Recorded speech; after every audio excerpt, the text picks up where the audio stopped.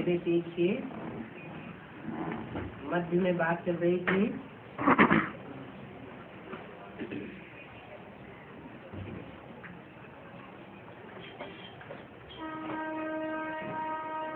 सारे विश्व में तुम ही बच्चे हो जिनको भगवान बाप पढ़ाते हैं, तो तुम खुशचाक हो।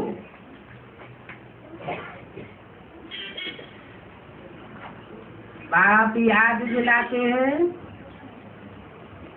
और समझाते भी हैं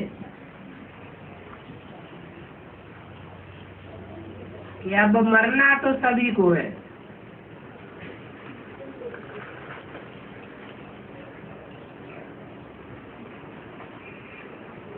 कोई को शरीर की मौत मरना है और कोई पुरुषार्थ करके जीते जी मर जाएंगे।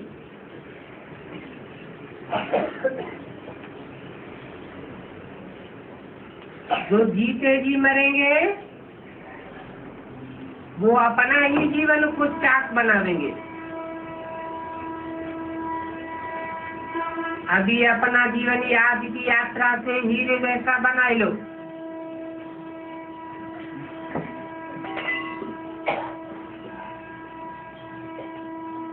हीरे जैसा जीवन सिर्फ संगम युग में ही होता है और कोई युग में नहीं होता। सतयुग के पहले जन्म में सोने समान, त्रेता में चांदी समान,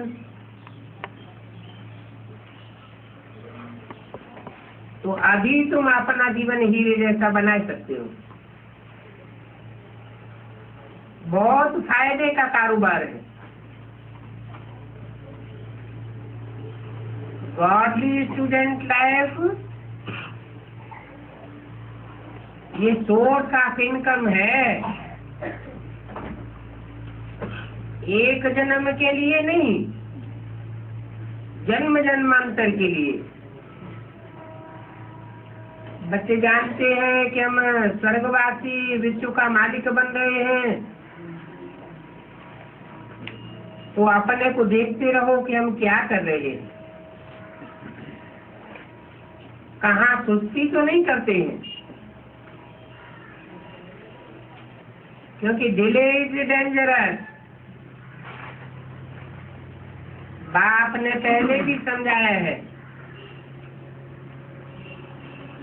कि देखो तुमको कितना माल ठाल दिया था,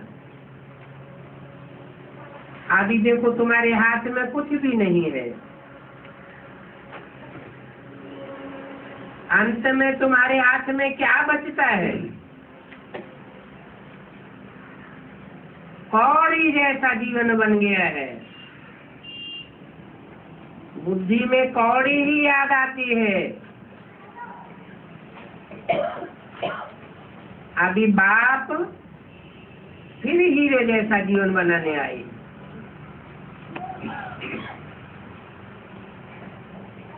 बाप फिर से आए हैं देने के लिए। ये भी जानते हो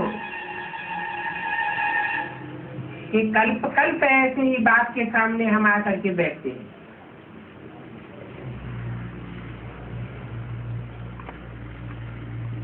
हमारे सिवाय और कोई धर्म की आत्माएं नहीं है जो सामने आकर के बैठती हो।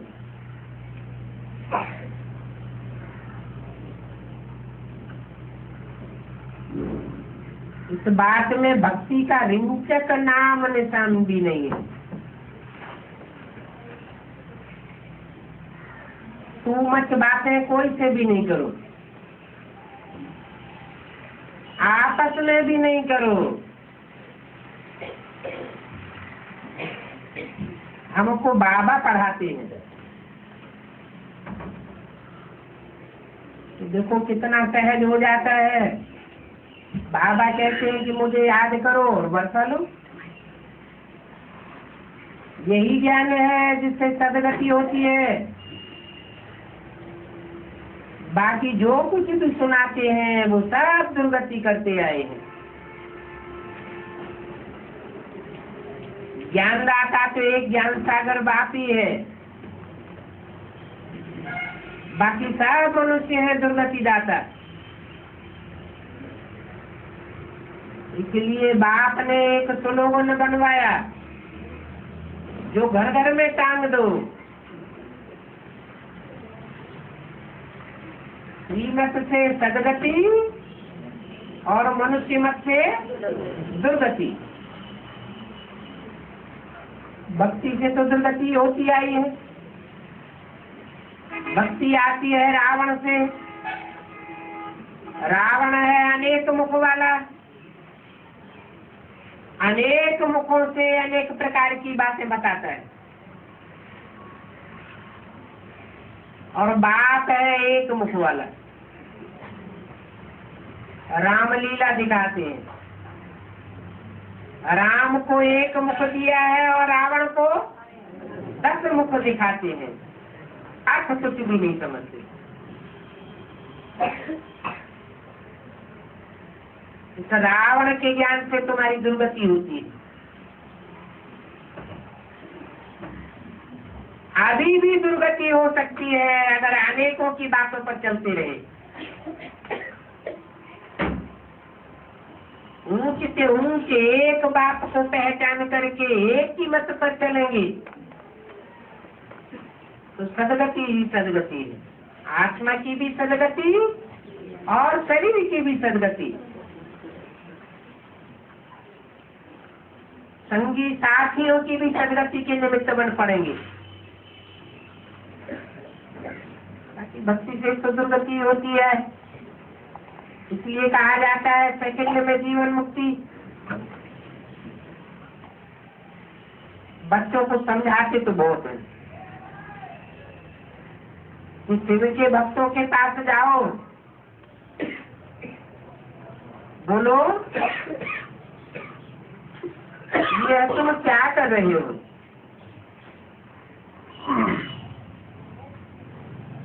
जिनकी तुम पूजा करते हो वो शिव बाबा हमको पढ़ाए रहे।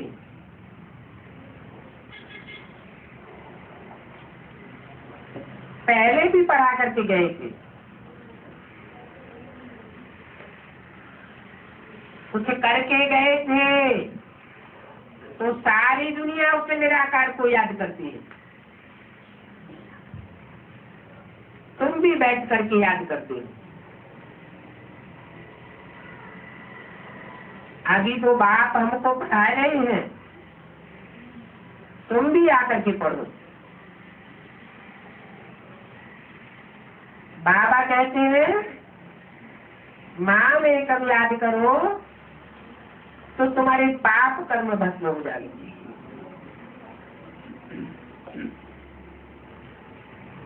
मामेकम का मतलब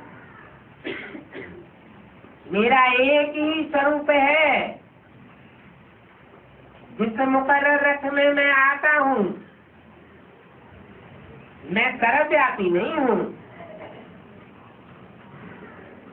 एक व्यापी होकर के आता हूँ।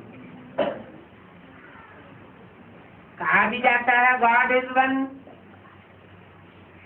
तो गॉड का बच्चा भी वन कहा जाता है। कोई भी राजाएं होते थे, उन राजाओं का बड़ा बच्चा ही राज्य का अधिकारी होता था, पहला बच्चा। जो बाप भी सृष्टि पर आए हैं, जो ज्ञान में बड़ा ठहरा वो बड़ा ठहरा। बाप ज्ञान की प्रॉपर्टी लेकर के आते हैं, उसको जो धारण करते हैं वो नंबरवार बच्चे बनते हैं।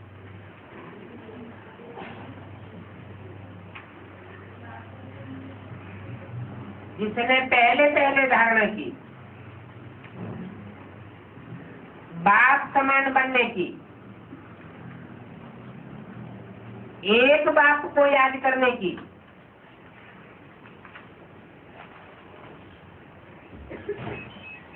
बाप उसे आप समान बनाते हैं। टाइटिल मिल जाता है शिव शंकर भोलेनाथ। शिव के साथ शंकर का ही नाम जोड़ते हैं और कोई देवता का नाम नहीं जोड़ते।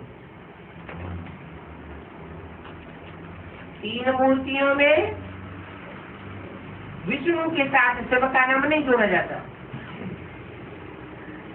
ब्रह्मा के साथ शिव का नाम नहीं जोड़ा जाता। तो भक्ति मार्ग में शिव शंकर को मिलाकर एक कर दिया है। भक्त ये नहीं समझते कि शिव अलग आत्मा है और शंकर अलग आत्मा है। मिलाकर एक कर देते हैं, लेकिन समझते नहीं कि एक होने का कारण क्या है।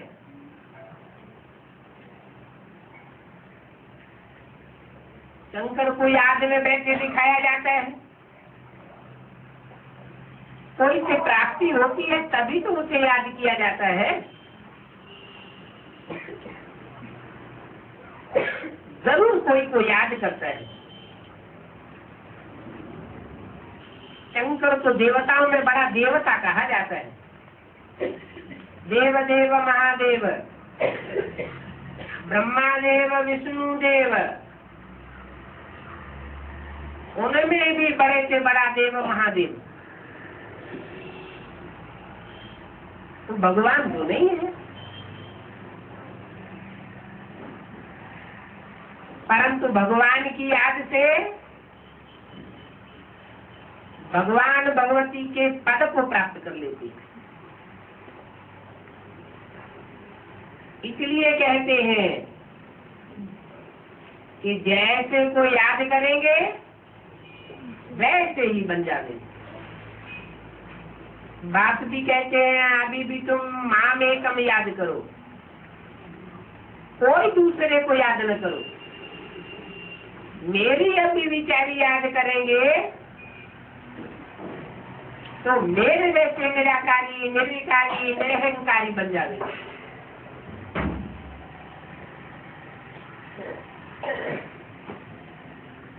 मैं निराकारी स्टेज में रहने वाला हूँ ना, अपने धाम में हूँ, तब तो हूँ ही निराकार। तुम आत्मा भी वहाँ निराकारी स्टेज में रहने वाली हो, लेकिन मेरे में और तेरे तुम्हारे में ये अंतर है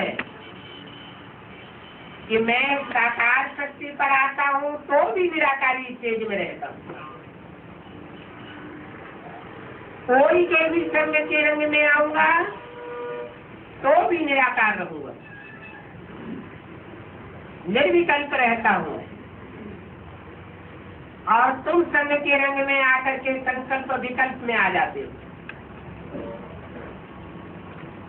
संकल्पों से अपनी ही शक्ति की रचना कर लेते हो। तो मैं तरीका बताता हूँ। पूर्वजन्म के जो किए हुए पाप है, इस संगम युग की रील में घूम रहे हैं।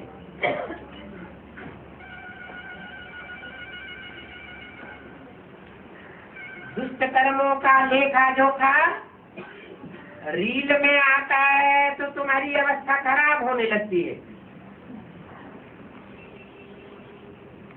अच्छे कर्मों की रील घूमती है तो तुम्हारी अवस्था ऑटोमेटिक अच्छी होने लगती है। तो जिस समय अवस्था खराब होने लगे उस समय तो खास मेरी याद में रहो, तो दुष्ट संकल्पों की रील भस्म हो जाएगी।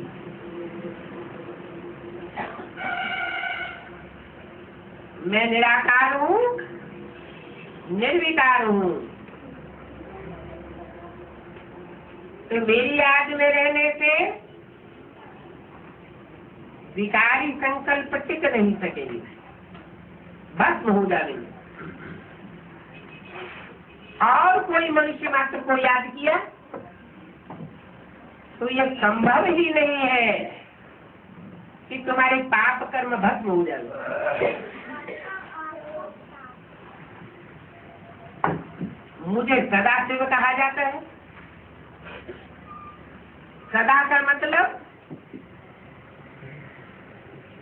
परमधाम वासी हूँ तो भी शिव,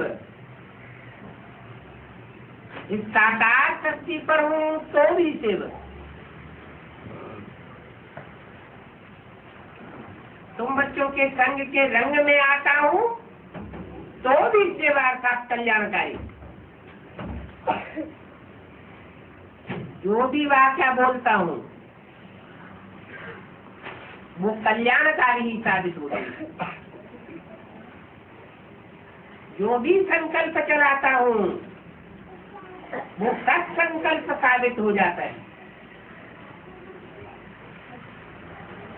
जो भी कर्म इंद्रियों से कर्म करता हूँ वो कर्म सत्य कर्म होता है, व्यर्थ कर्म नहीं हो सकता। तो मेरे में और तुम आत्मा रूपी बच्चों के कर्म करने में बहुत फर्क है। मैं सदा ही निर्विकारी हूँ, तुम सदा काल निर्विकारी नहीं रह सकते। मेरी याद के बल से थोड़े समय के लिए नंबरवार पुरुषार्थ अनुसार निर्विकारी तेज को धारण करते हो, वो भी जिसने जैसा पुरुषार्थ किया होगा उतना कर सकेगा। लंबे समय का पुरुषार्थ होगा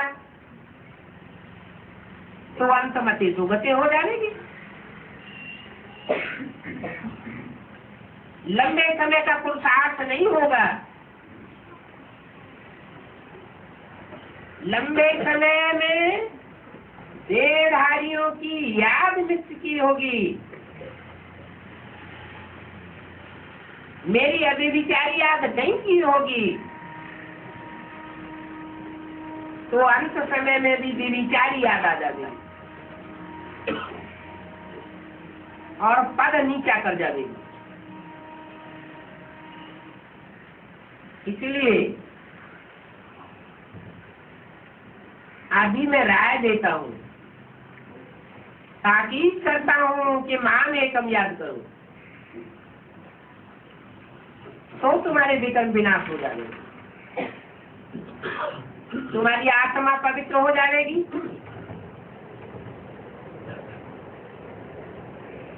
जितना आत्मा पवित्र होगी उतना ही पवित्र धाम में आवेगी। 16 कला संपूर्ण आत्मा पवित्र बनेगी तो सचिव के दूसरे जन्म में आवेंगे। वो आत्मा की चौथाई कला की कमजोरी फिर द्वापर युग में अपना रंग दिखा देगी, दूसरे धर्म में कन्वर्ट हो जाएंगे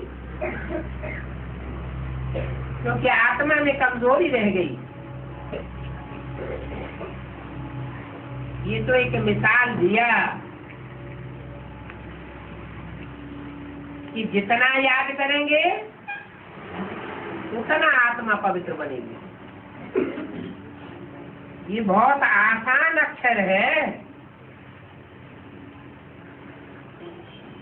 सबको आगे चल करके पसंद आवेगा। मां में कम याद करो, क्या पसंद आवेगा? मुझे एक को याद करो, कोई दूसरे को याद नहीं करो। और बुढ़ियों के लिए तो बहुत सहज है।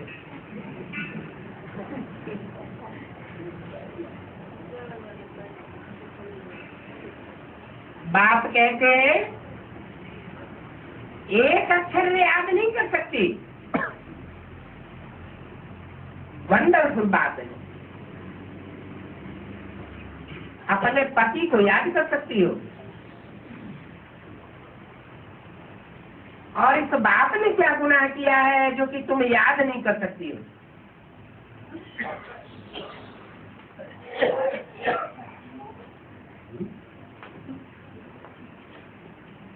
क्या गुनाह किया है?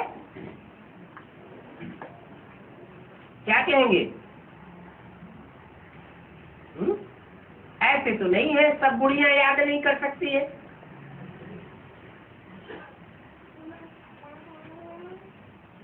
कोई ऐसी भी तो है जो बहुत याद कर सकती है। तो ये अंतर क्यों पड़ता है?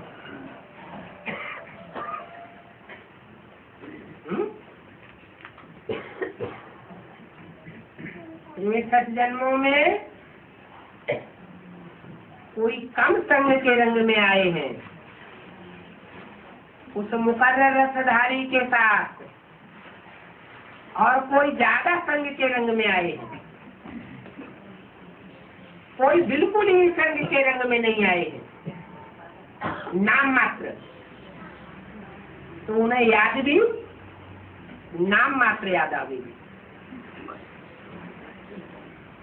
उन 63 जन्मों की भी शूटिंग कहाँ होती है, रिहर्सल कहाँ होती है? अभी संग में उन्हें रिहर्सल हो रही है। अभी जितना चाहो अपनी आत्मा में बल भर सकते हो। बुद्धि का ताला खुला हुआ है। अलबेलापन करेंगे, सुस्ती करेंगे तो अपना ही घाटा डालेंगे। ये तो भला बुद्धि में है ना कि हम बाप की श्रीमत से स्वर्गवासी बन रहे हैं। ये श्रेष्ठ मत हमें आज तक और किसी गुरु ने नहीं दिए कि स्वर्गवासी कैसे बना जाता है।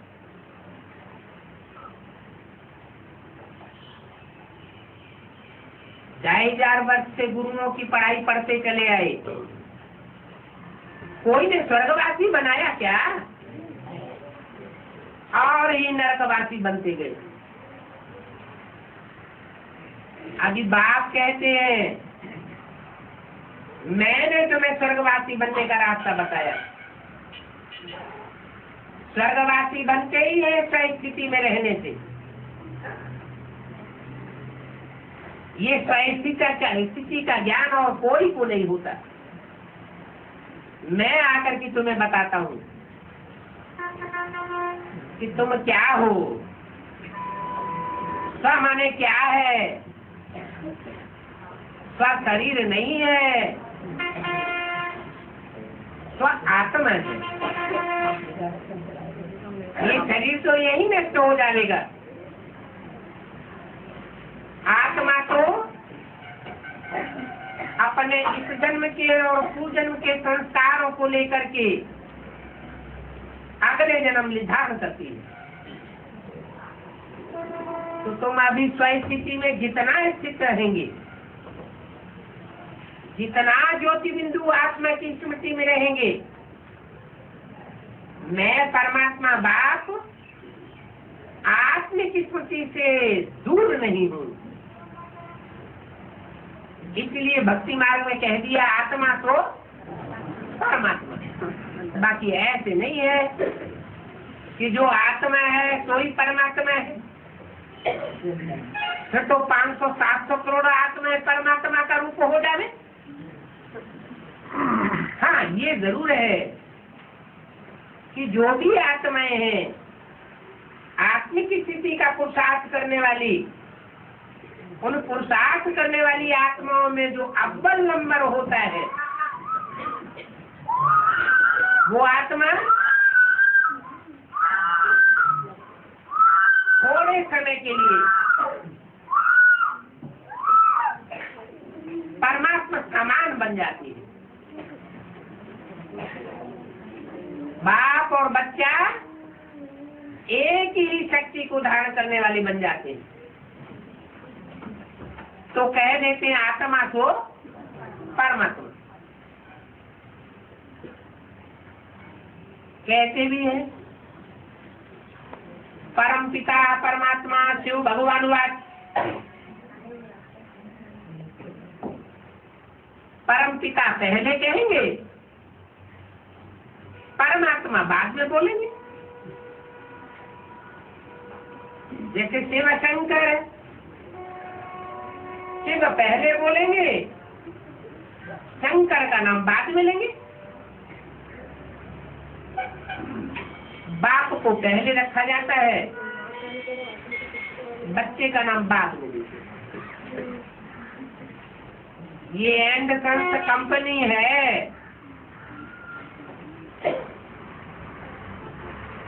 इसका फाउंडेशन अभी पड़ता है। फिर भी तुम बच्चे ये बातें भूल जाते हैं। बच्चों को समझाया गया है कि आत्मा जब भी शरीर लेती है तब ही सुख दुख भोगती है। जब तक आत्मा शरीर न धारण करे तब तक न सुख भोग सकती है और न दुख भोग सकती है। पुनर्जन्म तो होता है। हिंदू लोग पुनर्जन्म को मानते हैं, क्रिश्चियंस और मुसलमान दूसरे धर्म के लोग पुनर्जन्म को नहीं मानते हैं। कारण क्या है?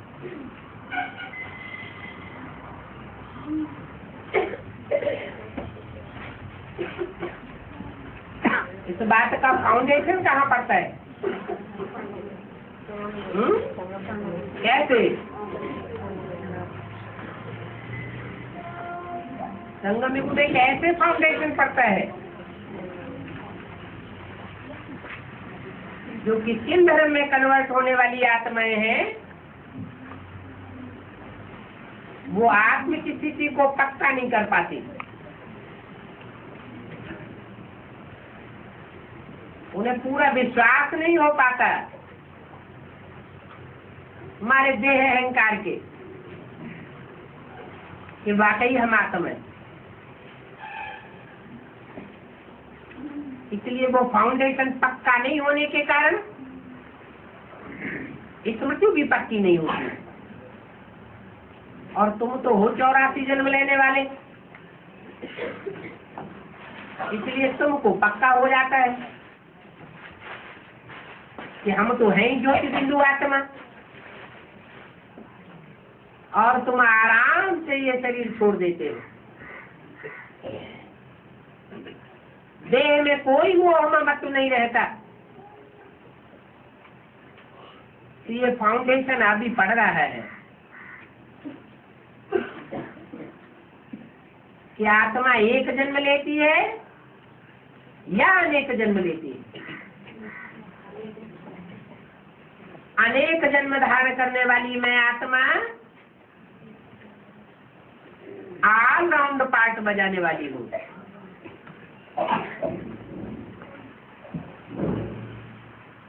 तुम बहुत थोड़ा समय परम धाम में रहते हो, बाकी सच्ची रंगमंच पर ऑल राउंड पार्ट बजाते हो जन्म मरण के चक्र में आते हुए। इसलिए तुमको पक्का हो जाता है कि आत्मा पुनर्जन्म में आती है।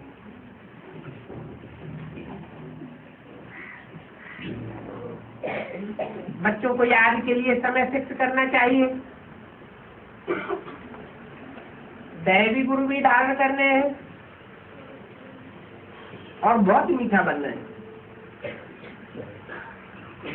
अभी कोई से भी लड़ने झगड़ने का टाइम नहीं है। झगमुई की बातों में अगर टाइम वेस्ट करते रहे तो अपना घाटा बहुत भारी कर देंगे, बाद में बहुत पछताना पड़ेगा। अभी संगम युग का समय है सहन करने का। जितना जो सहन करेंगे उतना फायदे में रहेंगे। लिखा हुआ भी है 16 कला संपूर्ण संपूर्ण निर्विकारी। तो विकारों को क्यों आने देना चाहिए? कितना मीठा बनना चाहिए। मीठा बनना ये भी तो गुण है ना। कोई लाल पीली आंखें करे तुम फूल बरसा दो, वो भी खुश हो जाएगा। अरे इनके ऊपर तो कोई असर ही नहीं होता। तो कोई भी उल्टा सुल्टा काम नहीं करो। अगर ऐसा वैसा कोई काम भूल से हो भी जाए तो अपना कान पकड़ना है, तो सावधानी बनी रहेगी।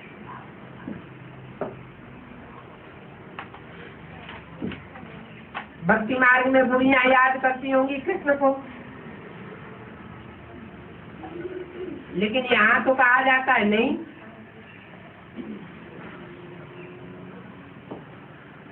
कृष्ण को याद नहीं करना है। किसको याद करना है? बाप को याद करना है।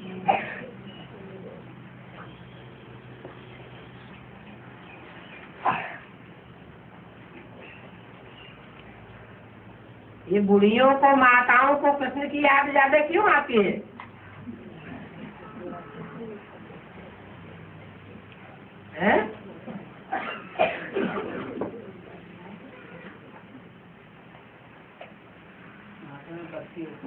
क्योंकि ब्राह्मणों की दुनिया में भी ऐसी ढेर माताएं हैं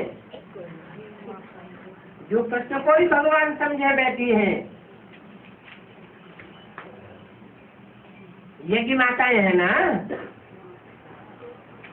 आदि से ही यज्ञ की पालना कर रही है ना। बूढ़ी बूढ़ी माताएं हैं, उनको कृष्ण ही याद आवेगा। तुम तो बाप को याद करते हो। तुम जानते हो कृष्ण गीता का भगवान है नहीं। कृष्ण कहो ब्रह्मा कहो बात एक ही है। कृष्ण अगर गीता का साकार भगवान होता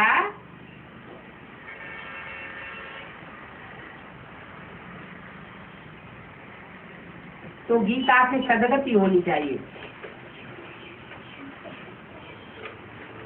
गीता पढ़ते पढ़ते कोई की सदगति तो हुई नहीं। क्यों नहीं हुई सदगति? क्योंकि सदगति होती है ज्ञान से।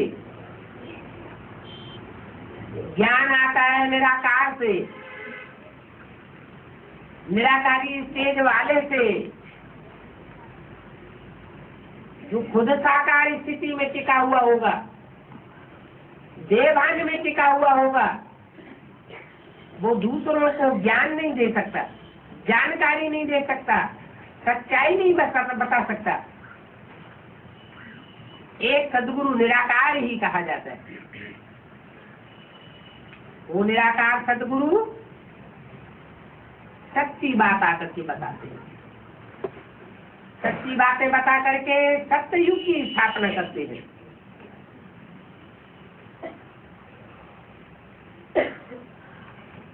वो सदा निराकार है। हम पुरुषार्थ करके थोड़े समय के लिए नंबरवार निराकारी स्टेज धारण करते हैं। मान लो जिसे मुकर्रर रथ में प्रवेश करता है, वो भी सदाकाल के लिए निराकार रहता है क्या? ज्यादा से ज्यादा कितने समय तक निराकार रह सकता है?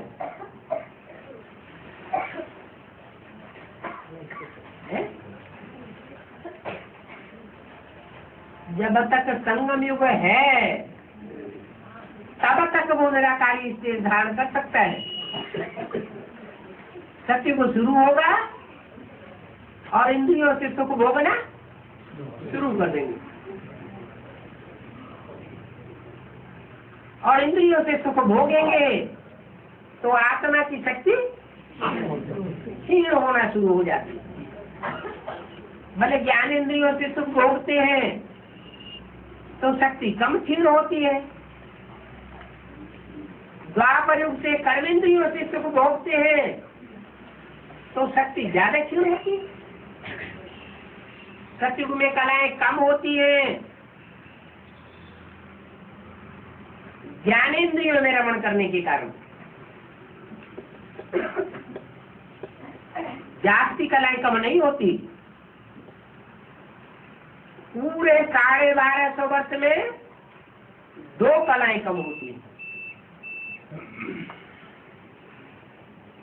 त्रेता में 6 कलाएं कम हो जाती हैं।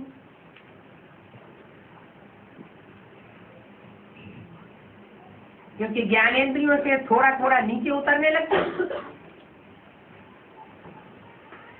और द्वापर युग में तेजी से पतन होता है, क्योंकि कर्म इंद्रियों से शक्ति क्षीण होना शुरू हो जाती है। कलयुग में कलाहीन बन जाते,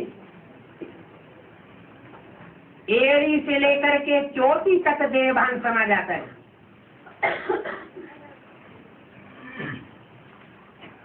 अभी बाप हमको बताते हैं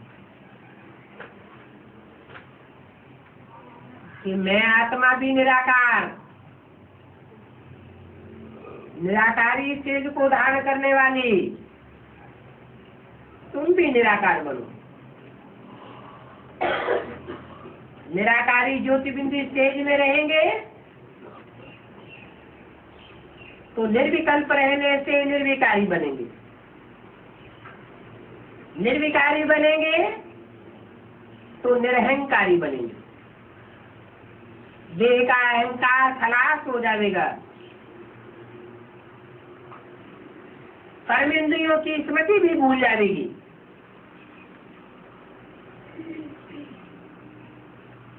इतनी अच्छी अच्छी बातें बताता हूँ धारण करने की,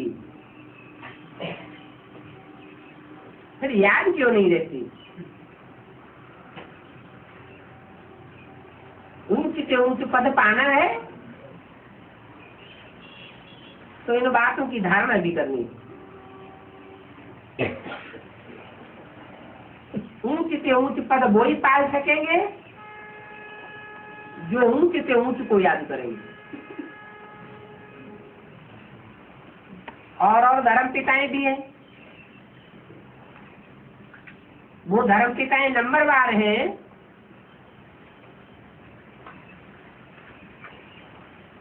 या समान ऊंचाई वाले हैं? नंबरवार। क्यों नंबरवार हैं?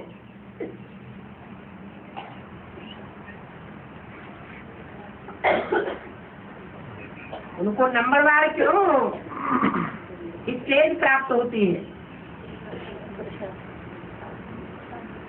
क्योंकि वो धर्म पिताएं भी शक्ति पर भगवान बाप से ही निराकारी स्टेज प्राप्त करते हैं। कोई पहले निराकार बन जाते हैं, कोई बाद में निराकार बनते हैं।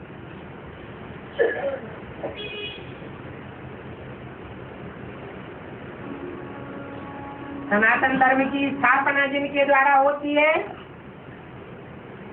वो सनत कुमार पहले निराकारी बनते हैं। उनको कहा जाता है योगीश्वर।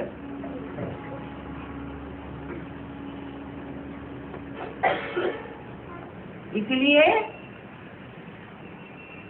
वो सारी शक्ति का, मनुष्य शक्ति का पिता गाया हुआ है। मनुष्य शक्ति रूपी झाड़ का बीज, उसमें सारे झाड़ की ताकत भरी हुई। और जो धर्म पिताएं हैं वो बाद में समझते हैं,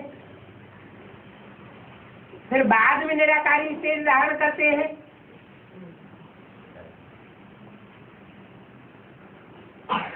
तो आत्मा में शक्ति भी कम आती है। निराकारी स्टेज पूरी धारण न करने पाने के कारण फॉलोअर्स में भी कमी आ जाती है। तुम बच्चे आसमान के सितारे हो, एक एक सितारे में दुनिया समाई हुई है।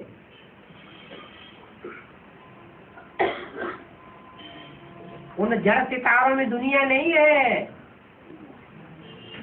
तुम चैतन्य सितारों में दुनिया समाई हुई है। क्योंकि तुम सारी सृष्टि के पूर्वज हो। एक एक सितारे के पीछे सैकड़ों नहीं, हजारों, लाखों, करोड़ों की तादाद में फॉलो करने वाले मौजूद हैं। तो अपनी दुनिया हो गई ना। तो बाप तो कहते हैं ऊंच से ऊंच पद पाना है, ऊंच से ऊंच को फॉलो करेंगे तो ऊंच पद पा लेंगे। कोई तो फिर थर्ड क्लास को फॉलो करते हैं। बाप को पहचानने के बाद भी, अंजाम करने के बाद भी, खून से लिख करके देने के बाद भी, कोर्ट स्टाम्प पेपर पर लिखने के बाद भी थर्ड क्लास धर्म के धर्म पिता को फॉलो करने लग पड़ते हैं।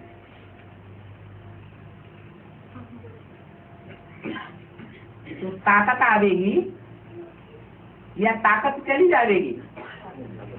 ताकत नष्ट हो जाती है। यही कन्वर्ट हो जाते हैं तो ब्रॉड ड्रामा में भी कन्वर्ट हो जाते हैं। यहाँ भारत को धोखा दे जाते हैं तो वहाँ भी भारत को धोखा दे जाते हैं, दूसरे धर्म में कन्वर्ट हो जाते हैं। अभी तुमको तो ऊंच पद पाना है, तो किसको फॉलो करना है? धर्म पिता है तो नंबर 12 है। ऊंच से ऊंच कौन? ऊंच से ऊंच कहेंगे शिव बाबा। शिव बाप को नहीं कहेंगे ऊंच से ऊंचे। शिव बाप माने बिंदु बिंदु आत्माओं का बाप। वो तो परमधामी स्टेज की बात है। परमधाम में ऊंच और नीच की बात नहीं होती है। इस साकार शक्ति पर ऊंच और नीच का भेद होता है। तो ऊंच है मनुष्य शक्ति का पिता। इसलिए पहले भी मुरली में बोला, next to God is Shankar,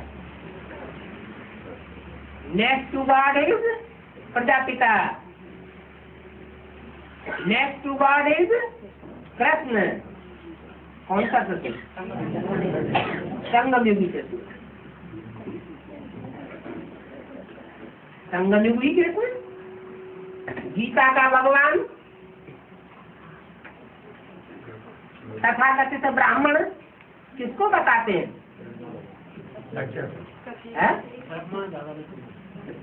Krishna को गीता का भगवान नहीं बताते। कृष्ण उर्फ ब्रह्मा को गीता का भगवान नहीं बताते।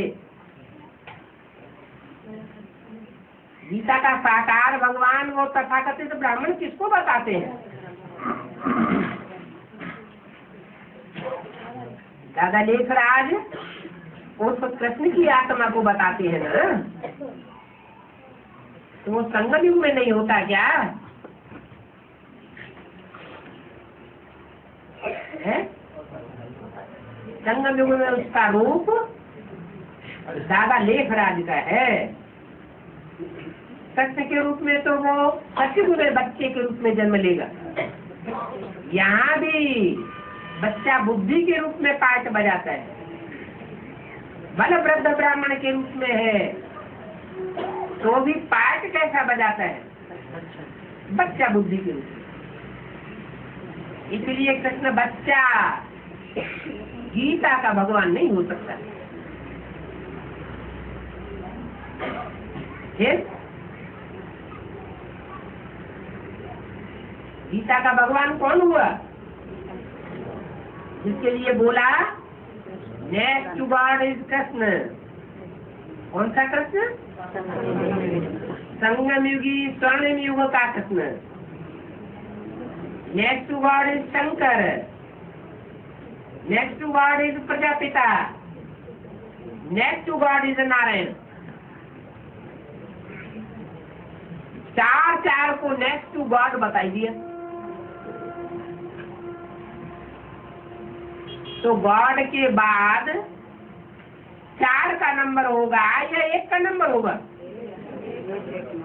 4 का नाम क्यों दे दिया?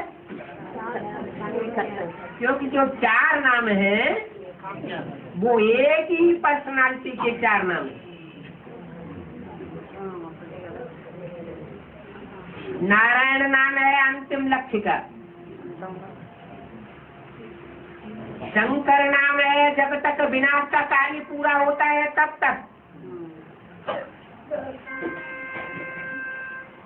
कृष्ण नाम है नारायण बनने से पहले,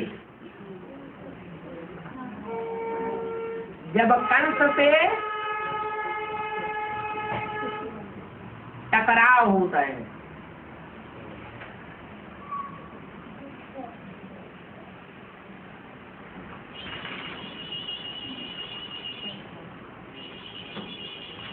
ये संगम युगी कृष्ण का गायन है शास्त्रों में।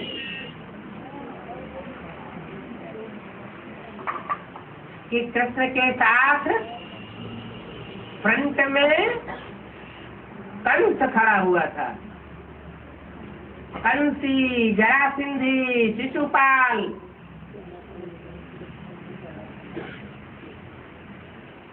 ये कृष्ण को फूटी आंख से देख नहीं सकते थे।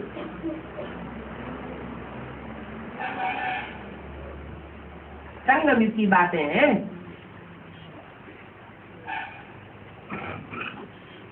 दादा लेखराज के स्वरूप की बात नहीं है। वही दादा लेखराज की आत्मा जब अर्धचंद्र के रूप में प्रवेश करती है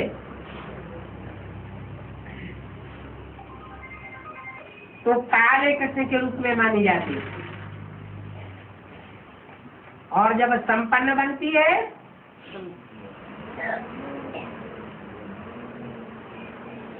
तो नारायण के रूप में कहा जाता है। वो नारायण संगम युग में और सतयुग के आदि में 16 कला संपूर्ण कहा जाता है। दूसरे नारायण भी हैं जो सतयुग में ही जन्म लेते हैं, लेकिन उनका गायन और पूजन शास्त्रों में नहीं है। उनके मंदिर नहीं है, उनकी मूर्तियां नहीं पूजी जाती। क्यों नहीं पूजी जाती? क्या वो पवित्र नहीं होते हैं? सतयुग में Lakshmi Narayan ji 2nd, 3rd, 4th ये पवित्र नहीं बनेंगे क्या? हैं? नहीं बनेंगे? पवित्र तो बनेंगे। फिर इनकी पूजा क्यों नहीं होती है? हाँ, क्योंकि संगम युग में इन्होंने ऐसा पुरुषार्थ नहीं कर पाया जो पूजनीय बन पाते। इसलिए गायन, पूजन और यादगार त्योहार संगम युगी स्वर्ण युग के हैं, सतयुग के नहीं है। वो तो उतरती कला का युग है और संगम युग है चढ़ती कला का युग। संगम युग में भगवान बाप आते हैं सतयुग में भगवान नहीं होता है, इसलिए संगम युग का गायन।